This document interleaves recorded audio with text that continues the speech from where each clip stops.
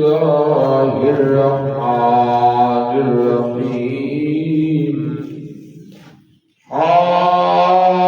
حاميم تنزيل الكتاب من الله العزيز العليم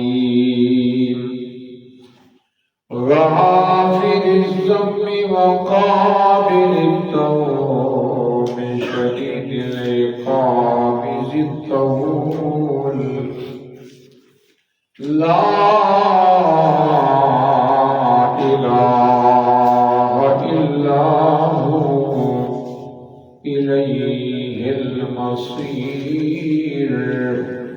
آج کا ہمارا درس قرآن سورۃ المؤمن سے شروع ہو رہا ہے.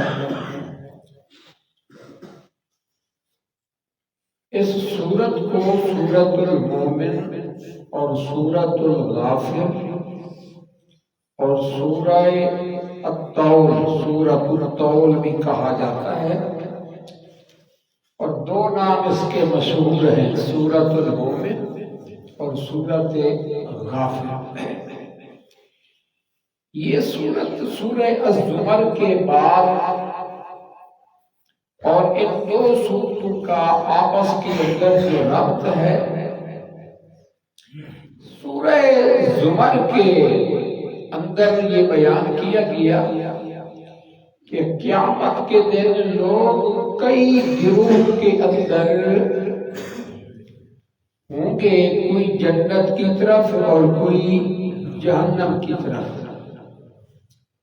اور اس صورت میں یہ بیان کیا گیا کہ اگر تم بھی چاہتے ہو کہ ہم جنت کے مستحق بنے تو پھر حق کی اس طرح حمایت کرو جس طرح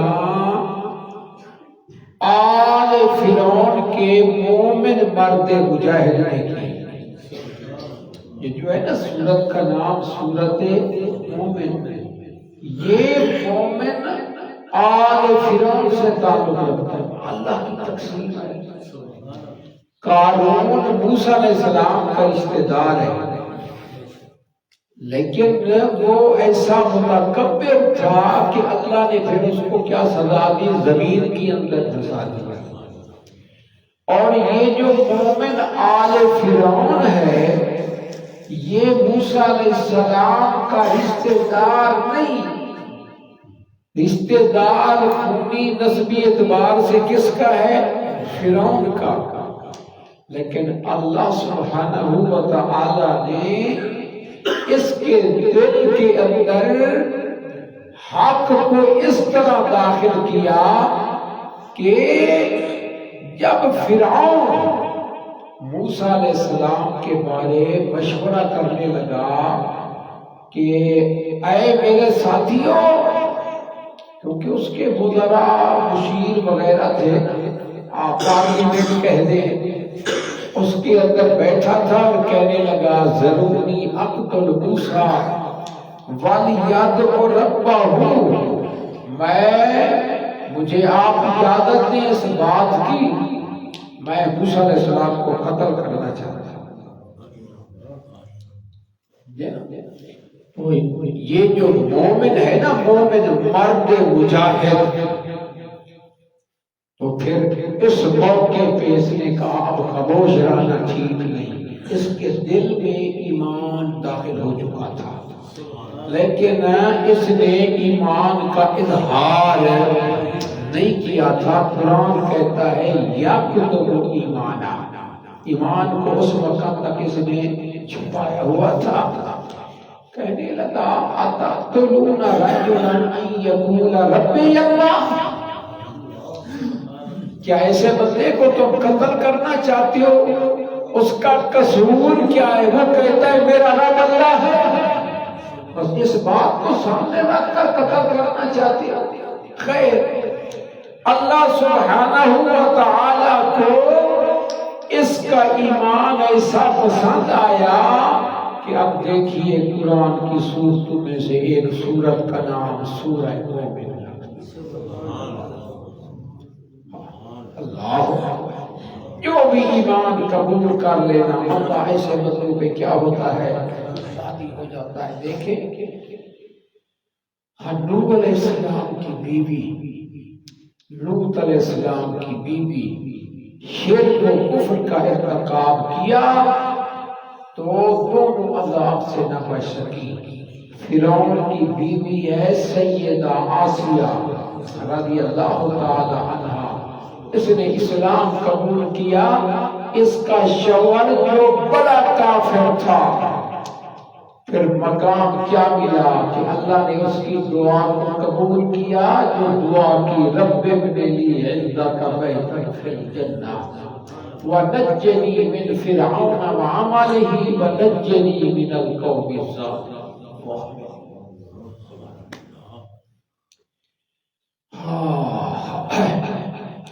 اور یہ سورت کیا ہے؟ سورت المومن. اور اس سورت کے اندر دیکھیے کس انداز کے ساتھ جب آگے چلیں گے تمہیں پتہ چلے گا کہ اس مومن مرد مجاہد نے فرعون اور اس کے باقی وزیر مشیر ان کے سامنے کھڑے ہو کے اس نے حق کو بیان کیا. بسم اللہ الرحمن الرحیم. شروع کرتا ہوں اللہ تعالیٰ کے نام کے ساتھ. یہ اللہ کا نام بڑی برکت والا نام ہے، تبارک اسم ربک. شروع کرتا ہوں اللہ تعالیٰ کے نام کے ساتھ، الرحمن جو سب سے بڑا مہربان، الرحیم بار بار رحم فرمانے والا. حامیم. یہ جو سورت دیکھیں المومن شروع ہو رہی ہے، یہ 7 سورتیں یہ شروع ہوں گی حامیم سے. حامیم حامیم سورت احقاف تک، تو ان کو حوامیم سبع کہا جاتا ہے. یعنی یہ 7 وہ سورتیں جو حامیم سے شروع ہوتی ہیں. حوامیم سبع. حامیم حروف مقطعات واللہ عالم بمرادہ. تنزیل الکتاب اترنا کتاب کا. کتاب سے مراد قرآن مقدس ہے، اور تنزیل کا معنی منزل بھی کیا گیا ہے. بعض مفسرین نے تنزیل کا معنی کیا کیا ہے؟ اتاری ہوئی. منزل من اللہ، کس کی طرف سے؟ اللہ کی طرف سے. اتارنے والا کون ہے؟ رب کائنات ہے. اور جس ذات نے اس کتاب کو نازل کیا اس کی صفات کیا ہیں؟ ساتھ ساتھ یہ سمجھ لو، اس کتاب کو نازل کرنے والا کون ہے؟ اگر تم نے اس کتاب کو نہ پڑھا، اس قرآن کو نہ سمجھا، اس کے مطابق عقیدہ نہ رکھا، یہ لاوارث کتاب نہیں ہے. جس ذات نے قرآن کو اتارا وہ کون ہے؟ العزیز، وہ سب پہ غالب ہے، اور وہ جب پکڑتا ہے تو کوئی چھڑا سکتا نہیں ہے. سب پہ غالب ہو لیکن اسے حالات کا پتہ نہ ہو، یہ بات بھی نہیں. العلیم، وہ ہر ایک کو، ہر ایک کی ہر حالت کو خوب جاننے والا ہے. لہذا قرآن مقدس یہ اللہ کی نازل کردہ کتاب ہے. اس کتاب سے محبت کرو، اس کتاب کو سینے سے لگاؤ، اس قرآن کے پیچھے چلو. سبحان. ہاں جی، آگے بھی دیکھیں اللہ کی صفات. سبحان سبحان اللہ سبحان اللہ. غافر الذنب وقابل التوب، گناہوں کو معاف فرمانے والا، غین فارا، اس کا لفظی معنی کیا ہوتا ہے؟ پردہ پوشی کرنے والا۔ یہ جو تمہارے گناہ ہیں وہ رب اتنی بڑا مہربان ہے، بندہ جب معافی مانگتا ہے یا اللہ اپنے فضل و کرم سے گناہوں کو معاف فرماتا ہے تو پھر اللہ گناہوں پہ پردہ ڈال دیتا ہے۔ بندہ بندے کا دشمن ہوتا ہے، دشمنی کرتی ہے نا، کہ چھوٹی بات کو بڑا بنایا پھر لگا رہا فلاں بندہ اس کے اندر یہ ہے یہ ہے۔ اللہ سے معافی مانگو، اللہ عیبوں پہ پردہ ڈال دیتا ہے۔ غفار جو ہوا، ستار جو ہوا، غافر الذنب وقابل التوب، گناہوں کو معاف فرمانے والا، توبہ کو قبول کرنے والا۔ غور فرما رہی ہیں، لیکن اگر دیکھا جائے گناہوں کو معاف، توبہ کو قبول، یہ دونوں چیزیں تو تقریباً ایک ہیں۔ توبہ کو قبول کرتا ہے جب بندہ توبہ کرتا ہے، اور توبہ کا معنی ہوتا ہے، کیا ہوتا ہے توبہ کا معنی؟ توبہ تو ہم کہتے رہتے ہیں، توبہ کا معنی کیا ہے؟ اللہ کی طرف رجوع کرنا۔ توبہ کا معنی کیا ہوتا ہے؟ اللہ کی طرف، یا اللہ میں تیری طرف رجوع کرنا، اللہ مجھے معاف کرنا۔ اب قابل التوب، غافر الذنب، یہ قریب المفہوم، قریب المعنی، لیکن الگ الگ ذکر کیوں کیا؟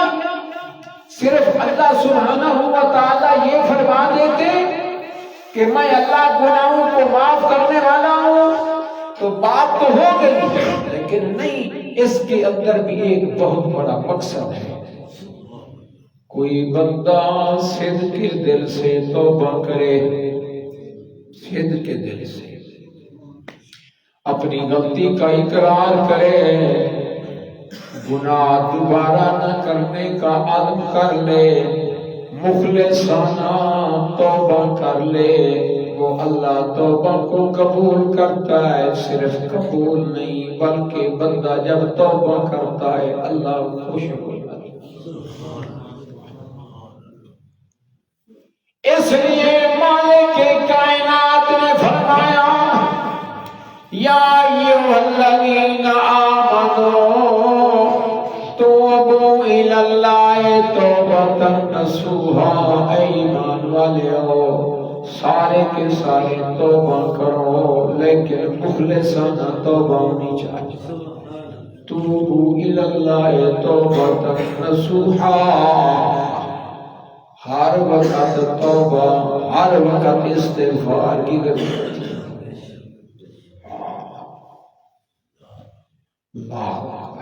وَتُوبُوا إِلَى اللَّهِ جَمِيعًا أَيُّهَا الْمُؤْمِنُونَ، او مومنو تم سب کو چاہیے کہ اللہ کی طرف توبہ کرتے رہو۔ لیکن بات کیا سمجھانی ہے؟ غافر الذنب الگ، قابل التوب الگ۔ مطلب کیا ہے؟ اللہ سمجھانا چاہتے ہیں کہ بندہ توبہ کرے، میں توبہ کو قبول کرتا ہوں، لیکن میں اتنی بڑا مہربان ہوں کہ بغیر توبہ کے بھی میں گناہ بچاتا ہوں۔ اور بات کو سمجھ رہی ہو؟ دل کی تختی پہ لکھ لو، بغیر توبہ کے بھی میں گناہوں کو، قرآن کہتا ہے ان الحسنات یذھبن السیئات، یہ جو بندہ نیک کام کرتا ہے نا، نیک، تو یہ گناہوں کو، نیکیاں گناہوں کو مٹا دیتی ہیں، ثواب الگ، گناہ مٹ جاتی ہیں، وہ دوسرا انعام الگ ہوتا ہے۔ اب دیکھیں بندہ جب وضو کرتا ہے، وضو کرتا ہے تو پانی کے قطرے گرتے رہتی ہیں، اسی طرح گناہ بھی جھڑتے رہتے ہیں۔ پھر جب بندہ گھر سے نکل کے مسجد کی طرف آتا ہے، ایک قدم پہ نیکی، دوسرے قدم پہ گناہ ملتا ہے۔ حالانکہ یہ جو آیا چل کے مسجد میں اس کا ثواب ملے گا، ثواب بھی ملتا ہے، گناہ بھی مٹتے ہیں، سمجھے نا؟ اس لیے الگ الگ ذکر کیا۔ وہ اللہ کون ہے؟ غافر الذنب وقابل التوب۔ بندہ جب توبہ کرتا ہے اللہ توبہ کو بھی قبول کرتا ہے، توبہ کیے بغیر چھوٹے موٹے گناہ اللہ معاف فرما دیتا ہے۔ جو بندہ رمضان کے روزے رکھتا ہے، پورے سال کے چھوٹے موٹے گناہ اللہ معاف فرما دیتا ہے۔ بندہ جب کھانا کھاتا، پھر بات جب چلتی ہے تو پھر لمبی ہو جاتی ہے، سمجھے نا؟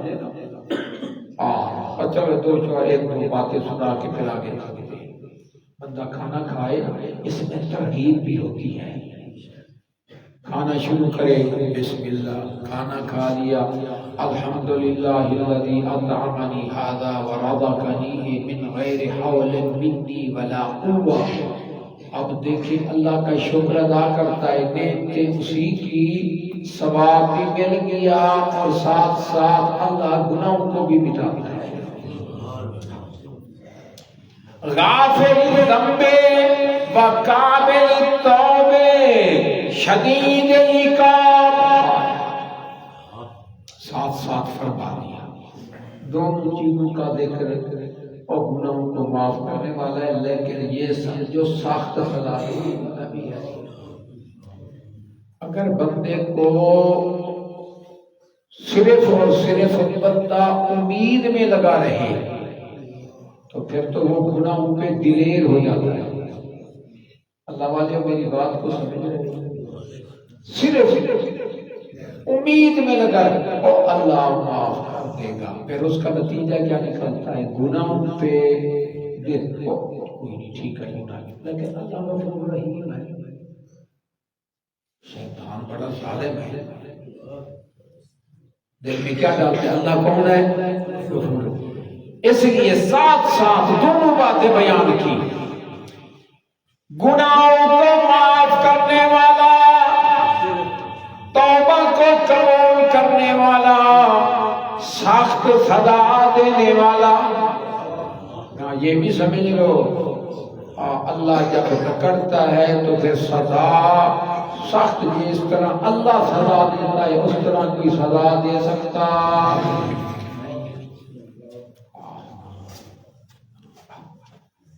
ڈر بھی ہو، رحمت کی امید بھی ہو تو پھر معاملہ ٹھیک رہتا ہے۔ ضد اور فضل و کرم والا، بڑی وسعت والا۔ دیکھیے نا، شدید العقاب ذکر کیا لیکن پھر فرمایا کہ میں اللہ ضد اور میں بڑے فضل والا ہوں۔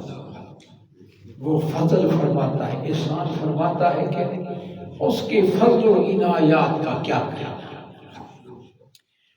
لا الہ الا ہو، اس کے سوا کوئی الہ نہیں۔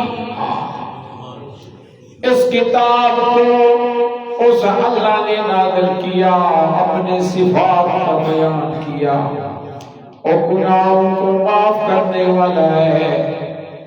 اس لیے بعض مفسرین نے اس طرح اس کی تقسیم کار کی ہے، مومنوں کے گناہ معاف کر دیتا ہے، قابل توبہ جو مشرک توبہ کرے اس کی توبہ کو قبول کر لیتا ہے، اور توبہ کر کے پھر کیا عقیدہ رکھنا ہے؟ لا الہ الا ہو، پڑھنا نہیں جاننا ہے۔ من ماتا وہو یعلم اللہ الہ الا اللہ داخل الجنہ، جو بندہ اس حال میں مرا، یہ نہیں فرمایا وہ پڑھتا ہے، نہ وہ جانتا ہے لا الہ الا اللہ، وہ مانتا ہے لا الہ الا ہو الیہ المصیر. دیکھیں نا ایک ہی آیت میں کئی مضامین ہوتے ہیں، سمجھے نا.